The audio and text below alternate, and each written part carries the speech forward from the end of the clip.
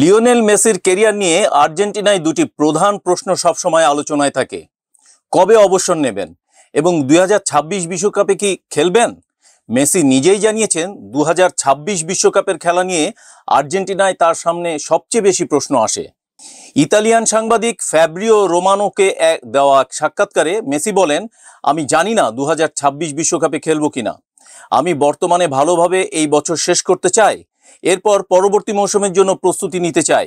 Messi তার খেলার শৈলী, বয়স ও পরিস্থিতির সাথে মানিয়ে নেওয়ার চেষ্টা করছেন। 2026 বিশ্বকাপ হবে যুক্তরাষ্ট্র, কানাডা ও মেক্সিকোয়। বর্তমানে মেসি যুক্তরাষ্ট্রের ইন্টার মায়ামিতে খেলছেন, যেখানে তার চুক্তির মেয়াদ 1 বছর বাকি। মায়ামিতে যোগ দেওয়ার পর তিনি ক্লাবের প্রথম শিরোপা জয় করেছেন, কিন্তু 2023 সালে ক্লাবটি MLS-এ তেমন ভালো করতে পারেনি। তবে মেসির ব্যক্তিগত পারফরমেন্স প্রশংসনীয়। 19 ম্যাচে 20 গোল ও 16 অ্যাসিস্ট করেছেন। মেসি জানিয়েছেন, MLS কাপ জয় এখন ক্লাবের প্রধান লক্ষ্য।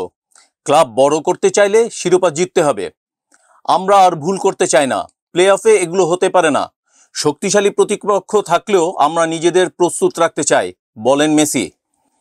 MLS এর সাথে মানিয়ে নেওয়ার জন্য নিজের খেলার স্টাইল পরিবর্তন করেছেন মেসি। তিনি বলছেন, আমি ধীরে ধীরে সবকিছুর সাথে মানিয়ে নিচ্ছি। শুরু থেকেই স্বচ্ছন্দে ছিলাম।